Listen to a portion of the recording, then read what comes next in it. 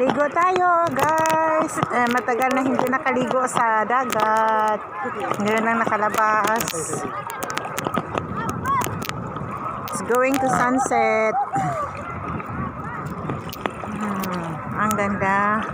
Dito kami ngayon, nagha-holiday kasama ng mga anak ko at apo ko. I am on holiday with my children and grandchildren.